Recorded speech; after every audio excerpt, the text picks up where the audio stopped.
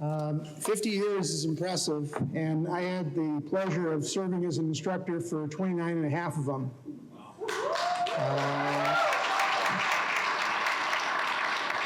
And coming to Tampa from Massachusetts, I really didn't know what I was coming into. And I was so pleased to find the solid foundation that HCC had, all the groundwork that Dr. Ross and Bill Waterman had laid in earlier classes, and all the support of the alumni. I was wowed when we had our first advisory committee meeting, and there was people there that had served on the committee for years and years and years. Some of you may remember Earl Cooper from Lakeland. And Earl made sure that everything was done just right. And we were fortunate enough to have Fred Blank fill his shoes for many, many years.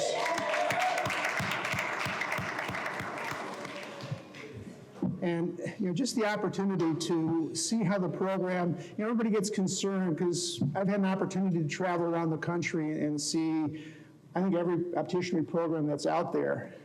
And there's always a risk when a program director retires or leaves that the program's going to fail. And Hillsborough has been remarkable that every time that's occurred, someone else has stepped up and made the program better. And it's really been great to see how the progression has gone, and hopefully that will continue in the future. But what's really remarkable about HCC is that in those 50 years, half of them, we've offered a distance learning option. And we were really the first one in the country to come up with a viable distance learning program. And I think that's responsible for a lot of what we have today. So it's been a great run. There's lots of funny stories that you think about. These pictures have been great and triggering things. I remember back to our first year when we were doing distance learning. Back then it was VHS tapes, and we would do a video of a lecture, we'd mark it, we'd store it, and when a student signed up for the next semester, we sent them this giant box of VHS tapes that they had to go through, and then they had to return them at the end of the semester, and we actually had to do something with them. It was, it was fun. But we've progressed a lot, and a lot of it, progression's important. Having, Mary and Tommy, everybody picks up more and more skills and moves the program to the next level. And, you're here local for the most part. And, HCC was a great program. I enjoyed it. But when you get out and you have a chance to travel around, people like Vernell will testify that the reputation for HCC is unparalleled around the country. So you should really be proud that you graduated from HCC.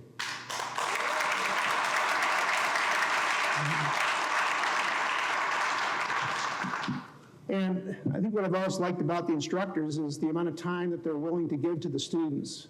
For example, in clinic, when I first started, Sharon Kroger was in charge of the clinic, and I'm sure a number of you remember Sharon. And she had the ability to mother people along and make sure they were comfortable with opticianry before they got out there working in the field. And I'm not sure mothering would be the right term, but Lee Stokes has kind of come along and filled that role as well for many students.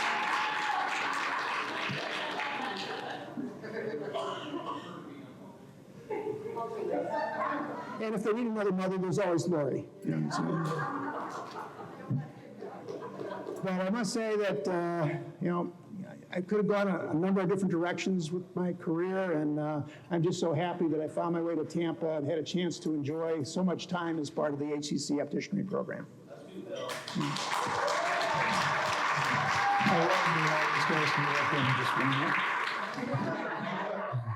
I don't have a lot to say, but I've got 3 pages with large print so I can see it too. After 50 years, it gets a little tougher. But before I go any further, I do want to say that I'd like to see all the past and present faculty to stand and get a good round of applause, because without them, we wouldn't be able to.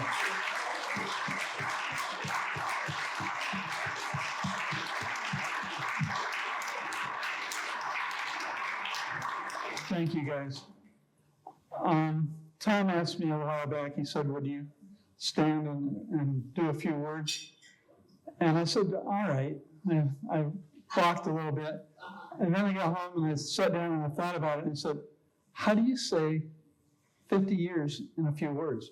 It doesn't work. But I'm going to do my best to keep it short so that it don't get too boring along the way. But the first class, we started with around 26 students. And we graduated 22 or 23, it's hard to tell, in 75.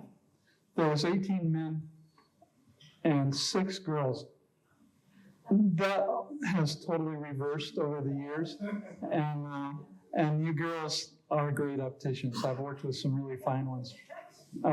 So it's no longer just a man's profession. Some of the original founders of the program are no longer with us.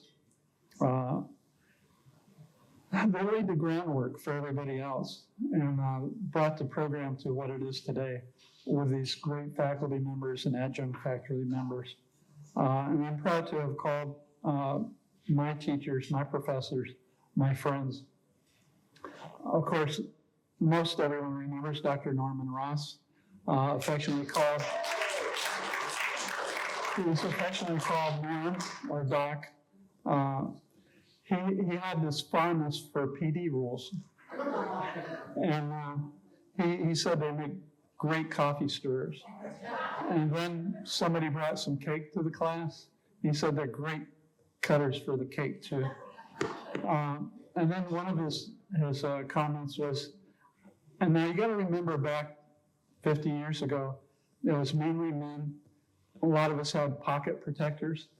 He said, but you could always tell when there was an optician next to you in the stall in the restroom, because whenever they bent over to pull up their pants, the PD rule would fall on the floor. So it was a pleasure to work and be around him. Then there was Charles Chuck Cheney. He was our first lab person, and a great one. I think he started working in the labs when he was about 5 or 6 years old.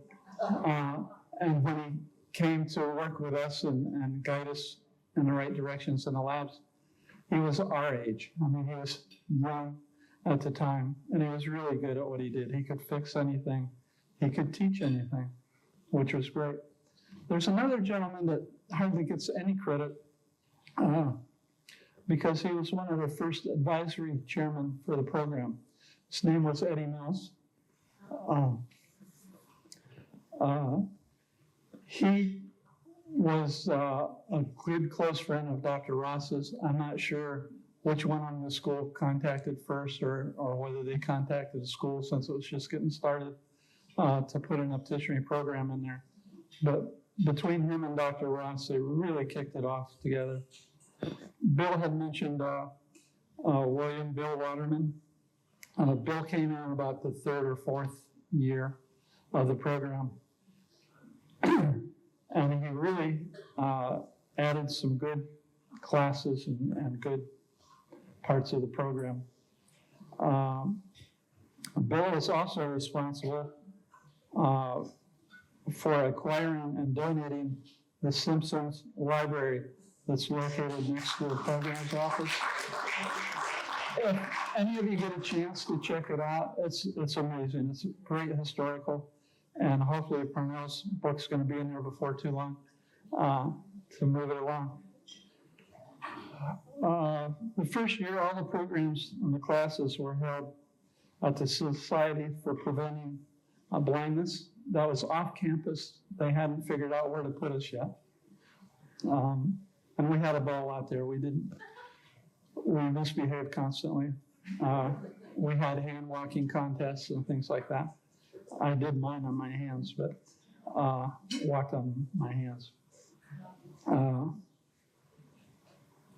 But it was the second year that we finally got some lab generators and equipment to play in a lab. And that was over at Davis Island. And then the second year, we had 1 or 2 classes actually on the Dale Mabry campus, which was great. And then things just kicked off from there for everybody else. But we had fun being on the ground floor with all that. So the program's been good to me. In the past 50 years, I'll try to keep it short. I worked as an optical manager in several ophthalmology practices, was a store manager and an area manager for Sears Optical and Cole National. Worked with other corporate opticals, Pearl, Walmart, Sam's Club. Sounds like a lot, but 50 years is a lot. Worked as an optician in Ohio before it was licensed. That was quite an experience because I'd only had about 3 or 4 years of experience under my belt and the school. And the people I was working with had 20 plus years experience. And every day they were coming to me to find out what they should do. And wanting to know what slab off was and the whole thing. And then they couldn't repair anything. They didn't have a clue what was going on. I have to preface this though by saying that Ohio has become one of the leaders in the opticianry field. And I wouldn't mind going back there. Yes, I'd mind. I'm not going back anywhere right now. But that was quite an experience. I ended up coming back to Florida after about a year. I was a store manager for an Albertsons test market in the Tampa Bay area, which was kind of fun and exciting, but then the powers that be in Albertsons thought that they didn't really need an optical there, although we were very successful while we were there. But they wanted that for some other part of the store, probably vegetables or something like that. So I spent over 3 years as a quality assurance supervisor at Siler Optical before it became Essilor and then Essilor Luxottica, where I oversaw 20 to 30 girls auditing all phases of lens manufacturing, from the making of the monomer, the gaskets, mold making. Was on the ground floor with AR, which started as reflection free. That was a trip. You breathed on it and it scratched all over the place. But that was the prelude to the whole Crizal family. Saw several stages of the Varilux progressive lenses starting out. I had my own business for 6 years. If you want to ask me about that after tonight, I'll explain why it was 6 years. Tried being a frame rep. Are there any frame reps in the room? I haven't noticed any. Okay, great. Is there anyone that wants to or considered being a frame rep in the room? If you enjoy being an optician, you may not be interested in being a frame rep. That was my longest career in the optical business of about 4 months. And then I went right back to being an optician. One of the things I enjoyed a great deal was working with low vision. And I did that off and on for about 10 years. But if you're working by yourself in a solo practice, it's kind of hard to get out there and do it. There's a lot to be done, but it's so rewarding if you get a chance to do that. And then I ended up my career back with ophthalmology where I started, which was great. But it was also mentioned that I was on the advisory committee. That was for over 30 plus years. Much of that was as a chairman on the advisory committee. And if you get an opportunity and someone calls on you to see if you'd like to help out, it's a very rewarding thing. So you get to watch the progression of the program that you had already put your heart and soul into, and the things that the faculty do and the way they progress. I'm glad to see Tom's in on what's going on now.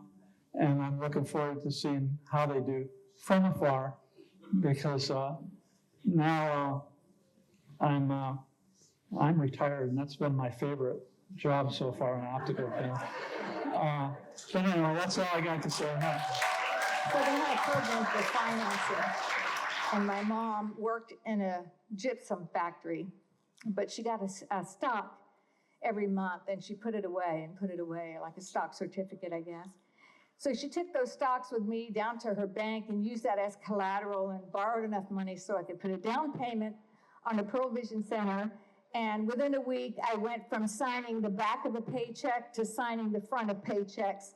And I learned all about business, and I learned about paying others rather than paying yourself. And I learned about inventory control and became a business owner. And it was really the best experience in my life, really one of the best experiences in my life. And it helped me. I eventually just slowly, climbed right out of that generational poverty. We were a happy family, but we were poor. And the rest is kind of history. I went from selling that store to working for Cigna as the director of optical operations, and that was a wonderful job. And always volunteered politically on the side because it was a passion of mine. And so when someone said you should run for office because this particular state rep is going up to the Pentagon. He'd been taken to the Pentagon with Obama. They said, you should run. This is in your neighborhood. This is where you grew up. And so I ran for office as an optician, was elected in a special election. On special elections, when you win, you are the representative that next day. That's the way it works. And so I walked into the office and I opened this computer with this big state seal, and I looked at it as an optician and I said, what in the hell have you done, girl? But it shouldn't be just lawyers, and it shouldn't just be advanced degrees in the legislature. It should be poor girls like me, and it should be poor guys like me that can look in the mirror and make sure that we're taking care of the working families that ask for nothing and do without. And that's what my commitment was. And when I talked to you a little bit about defining moments, the defining moment for me was in the 8th year of being in the House. I was elected by my peers to be the minority House leader. And I worked closely with Richard Corcoran, who was the Speaker of the House, on many issues. And we had a wonderful rapport and understood that we left our issues on the field, and we were friends and still are friends today. And I said, Richard, I owe everything that I am to HCC.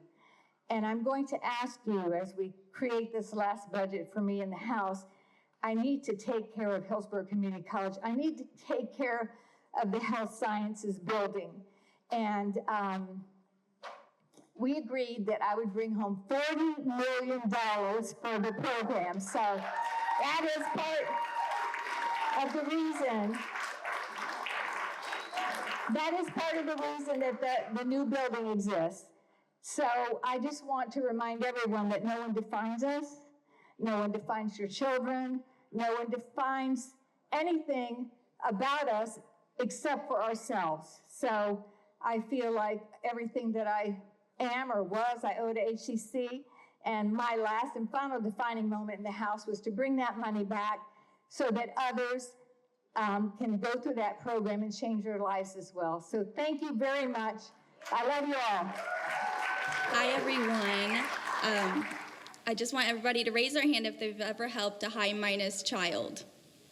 I'm talking a -5. That's me. So I just want to say thank you. I've gone my whole life in glasses, never knew why I had them. It wasn't until I worked at Target where a licensed optician named Craig pulled me over from produce and told me there's more. Come over here. So I just want to say thank you to him. This program has been immeasurably more than I ever thought I could do. I was the Transitions Ambassador last year.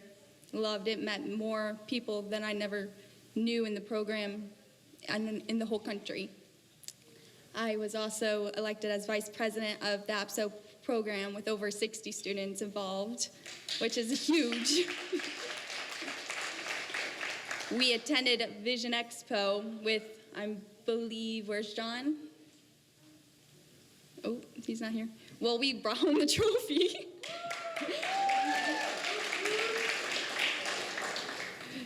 And I just want to say thank you to everyone. You guys have been a big, big role in my life. So if you don't hear a minus saying thank you, I just want to say thank you.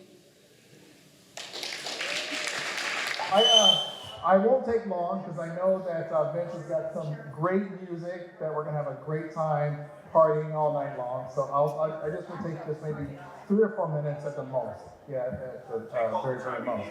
So I want you to think about today. What is today's date? May 16, 2025. How many of you would believe I made an appointment to be here 48 years ago? And let me explain what that means. So 48 years ago, I made an appointment to be here. Every single day of your life, you make appointments to be somewhere in the future. And 48 years ago, this week, a friend of mine passed away. And I was about 5, 6 years old, okay? And her name was May. And I grew up in St. Petersburg, Florida. And I was a Head Start kid, grew up very, very poor. So long story short, I'd come home each day and my neighbor May would take care of me because my mother was going to school herself to become a Head Start school teacher in St. Petersburg, Florida, because my father had passed away. And so May took care of me. I'd run over to her house, knock, knock, knock. May, hey, it's Fernell, I'm here. She said, come on in. She lived with her sister. She was about 80 years old. And this went on for about a year or so. One day I knocked on her door and she wasn't there. But I remembered walking through the garden with her, holding her hand as her little friend. And one day I held a flower, hibiscus, right up to her face. I said, look at this, this is my favorite flower right here. And she said, I can't see it. And I said, and I held it close to her. I said, can you see it now? She said, no, I'm blind. I never knew what a blind person meant. I said, you have 2 eyes, I have 2 eyes. How is this possible? You can't see me, but you've been taking care of me. She said, I can't see you. So imagine that, Fernell Walker, the talker. So I walked around the garden, holding her hand, describing all the beautiful flowers for her. That fateful day, I went to her home and she didn't answer her door. I went home and I said, Mom, where's May? And she said, May had passed away. Passed away? What does that mean? She died. And I said, well, I really want to see my friend May. That night we went out, we looked at the heavens and the stars. And I said, well, which one is she? She said, she's a star now. She's that one right there over her house, the brightest star in the sky. And I said, hey, May, can you see me now? Did you get new eyes? Did God give you new eyes? Can you see me now? I never knew what caused her blindness, but I knew what I wanted to become. I knew I wanted to make a difference. I didn't know how. I didn't know where. Fast forward many years. Went to the United States Army, went to opticianry program in California, a certificate program. And I, years later, met Professor Lori Pierce and Professor Dr. Bill Underwood at a Vision Expo. And they had a program, Hillsborough Community College, didn't know much about it. And I said, I've gone through opticianry school. And they said, well, we've got a program where you can actually get a degree. And you could do all kinds of things beyond that. Long story short, I called them up. I called Dr. Bill Underwood up and Lori Pierce, and I said, I want to join your program. When I joined HCC, I never knew how much I didn't know, right? There are things that we know we don't know, and then there's things we don't know we don't know. And there's so many things that they opened my eyes to. And I actually learned so much that changed my very life. I went from being an optician, master optician, writing a book, writing another book, finishing a bachelor's degree, going on to being accepted to a private school and get an MBA degree, and now lectured in 13 countries, 6 countries last year on optics, last year alone, in 48 states. And none of that would have been possible with Dr. Bill Underwood and Professor Lori Pierce right here. So I want to give them a round of applause. Thank you. And Hillsborough Community College is very, very special. It gives people an opportunity to the people that don't have an opportunity. It gives them the ability to be something greater than themselves. It gives them the ability to learn what they don't know, and to reach their full potential.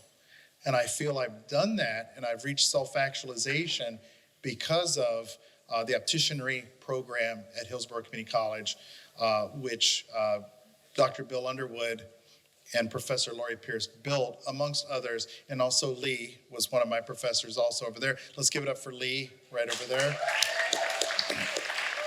So, I'm grateful, I'm honored, and then lastly, I'll tell you this. Many years later, I got a call from Coffee Creek Women's Prison. is true. I got a call from Coffee Creek Women's Prison. They called me up. They said, hey, is this Fernell Walker? I said, yes, you called me, of course. Am I really talking to Fernell Walker? Yes, you called Fernell Walker. And they said, how'd you like to come to prison? I said, absolutely not. And I hung up the phone. Not interested. Never been, not interested. Right? So then they called me back. They said, I'm so sorry. We got off to a wrong start. We want you to be a guest speaker. We have an opticianry program here for women trying to get their ABO certification, and they don't have the ability to go to like a Hillsborough Community College, but we want you to go and talk to them. Long story short, went there, did their keynote address, and when I was walking around their facility, they had all these lab trays set up. And I said, what do you guys do with all these glasses? They said, oh, we make those for the Lions Club and Head Start kids. And I said, what did you say? They said, we make these for the Head Start kids, and we use your book, Pure Optics. So at that very moment, my life went full circle like a lens. And if it wasn't for HCC, none of that would have been possible. So think about that. None of that would have been possible. So I am grateful. I never forget where I come from. I'm proud of that as I travel the country and the world. In those 13 countries I've lectured in optics, 6 just last year alone. I think about that, and people are in envy of HCC. Like Dr. Underwood said, they wonder, how's it possible to have a licensed state, not 1 but 2 schools, and the #1 school in the country is HCC. And I'm proud of that. So thank you so much. Thank you for allowing me to share my story. Thank you so much.